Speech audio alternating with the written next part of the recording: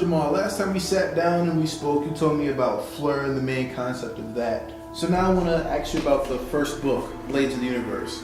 Yes. What's that about exactly? Okay, so FLUR, Blades of the Universe, like you said, is the first book in the FLUR concept, or the FLUR universe. It stars a high school girl named Lita Caruso. It's an action-adventure story, and it's, oddly enough, it's also a love story. But I'm not going to give that away. You can't do that. All right, so then what can you tell us about Lita Caruso? Okay, so Lita Caruso, she's in high schools, but the thing what happens with her is that she's actually thrown in the secret war that pretty much her entire society is totally oblivious about. Lita's actually trying to find what has distorted her world.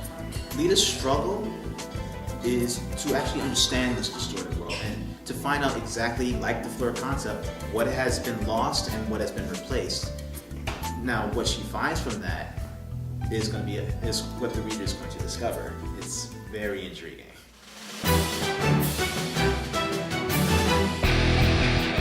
Alright, so is it true that FLUR Blades of the Universe actually started from a poem in high school? Yes, that's true. It did start as a poem in high school. It was actually an assignment from a teacher and just free writing. So I think what influenced me the most at that time, with thinking about surreal things, thinking about fantasy and everything, what influenced me probably the most at that time was some of the works from like Chuck Jones and even later on like Ed, Edd n Eddy. And as weird as that sounds, like with those works, I like the idea that they were distorting reality and making these odd worlds just using their artistic talent. So I thought, wouldn't it be interesting just to do that again, but in a more serious environment, like a closer to a realistic environment. So then I explored it.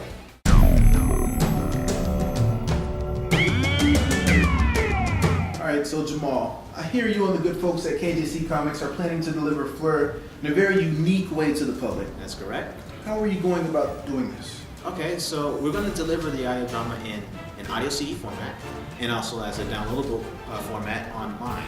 And to bring out that bigness and that epic nature of the story, we're going to have it done by some of the best producers and best engineers, best voice talent from California, Florida, Texas, Australia, and the result is just going to be sick.